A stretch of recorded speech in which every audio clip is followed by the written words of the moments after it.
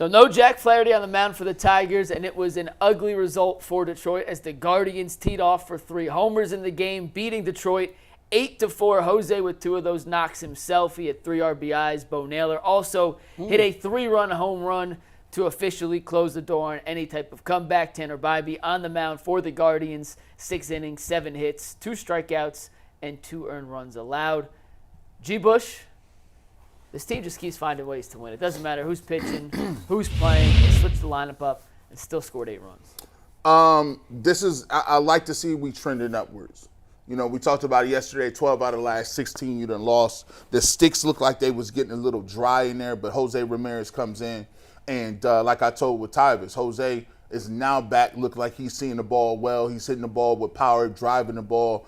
And you're going to need those guys to consistently do that. Before, when we talked about the Guardians, it was more of a situation where it was like, hey, we was grateful to get that production from certain people. Like, we're grateful that, you know, that David Fry was hitting the ball like he was. We were grateful that we were getting some home runs from some of the guys like Noel and some of the guys like Steeman. But here's the point.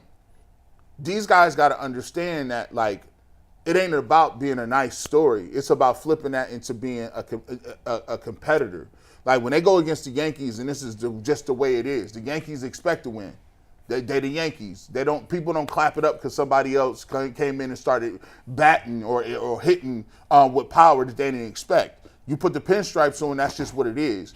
I think the Guardians have to, over this last, I would say, second half of the season, this sprint to the finish line, they got to change their mindset from being a nice story into being like, no, we expect to do that. Hey, David Fry, you've been hitting like that all year. I need you to keep that up. Quan, you was flirting with 400. I need you to pick that back up because we need all of that. And the great thing is, you saw that now, and they play and I don't like how they was playing against Detroit either. Like, I don't like how Detroit was just hanging with us this year. I just didn't like it, bro. I'm like, Detroit is not that good. I like to get them 8 runs. I liked it. We got reinforcements coming. And this is how, like Tyvus said, now you stacking up that mojo. Now you're like, okay, we hitting the ball, we got our guys back, and we making moves. Don't get it twisted. Like, and we making moves. Yeah. Like, so that's where we want to be. And I'm a firm believer of, now we do have to have home field advantage. It's right there. Like, we need to push for one more really big drive, and if you do get a big run and you run off about 8 or 9 out of 10, and you could put some space between y'all, now you can start thinking like, okay, playoff times, I'm ready to go. But I do think that with this young team and a bunch of young people they playing, I think it's advantageous that you don't want to have no game 7s. Nobody else is on the road. I agree. I think that when I look at this team, I think that the first half of this season was all like what you said, like good story. Yeah. And I think it was like they went into this off season and they was like, we got to figure some things out, switch our plate approaches, what we gonna do. And what happened is they seen a ton of success, and it was like, whoa, like wow, where this been at? And I think at the All-Star break they came out flat because it was like, they kind of regressed back to old habits, old ways, you know? Like, they wasn't really believing, like, this is really what we are. Up until recently, about that Philly series, it seemed like that when it was time to be like, all right, we got to have it, we playing with the big boys. They finally stood up and they was like, listen, we are that good. And I remember Austin Hedges doing a interview, and he said something like, we gotta learn how we're gonna be. Everybody's gonna give us their best shot. Since we're one of the top teams, we gotta learn how to play when everybody's gonna play their best ball against us.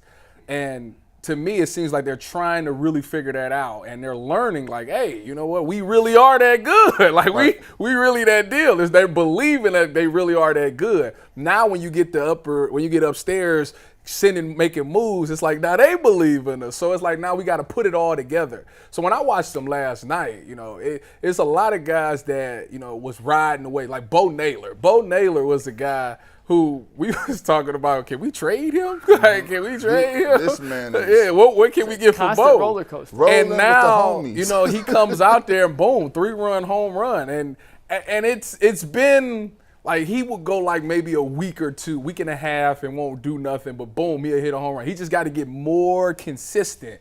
But it's still there. He's been so focused on defense that his offense had went down. But now it seems like he's starting to try to pick that up.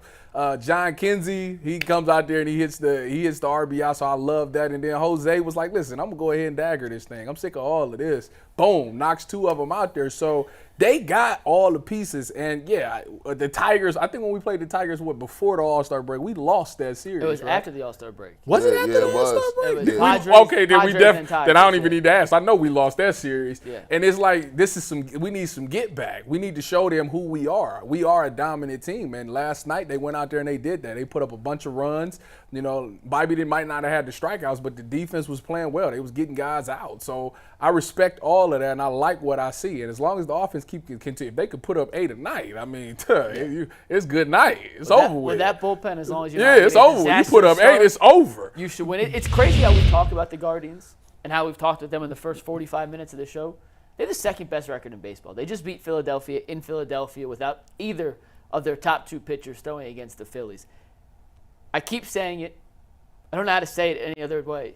They win games in unconventional ways. They find ways to win games. But I think despite all the nitpicking we can do with this roster and they won this game that they probably shouldn't have done, and we've probably said that 20 times this season. They just find ways to win. And it doesn't really matter if it's a 2-game series, a 3-game series, a 4-game series. Like, they fight, except against the White Sox in that one series where they lost 3 or 4 earlier. But that was the one anomaly in essentially the whole season. And I think with the Guardians now, it's getting Thomas.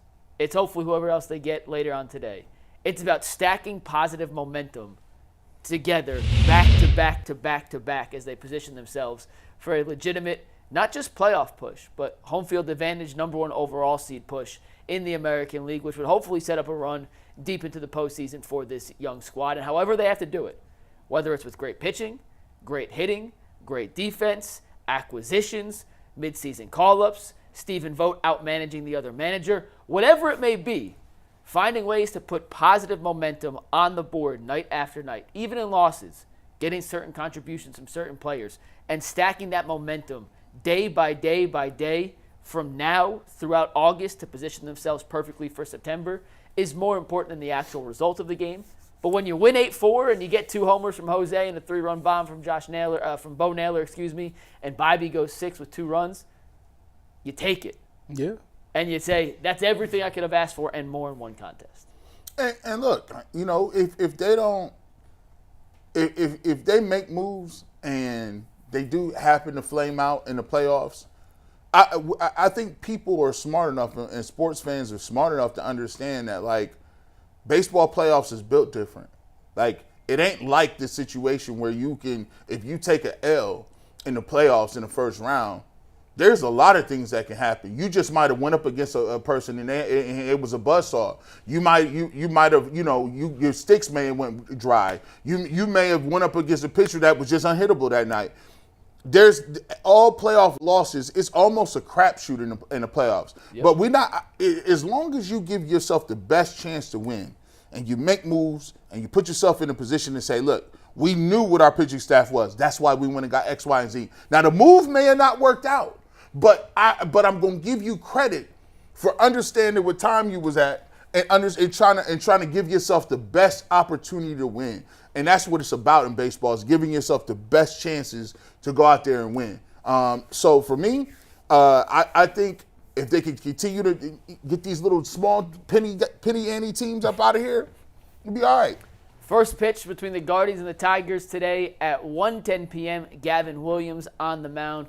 For the Guardians, the Tigers pitcher is still to be determined. Williams, he got the loss last game. He gave the 3-run home run to Javier Baez in his last start, but the Guardians scored 0 runs that game, which is unacceptable, and he took the L. So hopefully he pitches a similar performance minus the home run, and if he does, the Guardians should be in a great position to win. We'll break that down tomorrow on the Ultimate Cleveland Sports Show, and if the Guardians do make any moves between the end of the show and 6 p.m. tonight, someone in the UCSS family, whether it's Bull, myself, Earl, Ant, Ty, G, Bull, Jay, whoever, it won't be Jason because he's on the beach.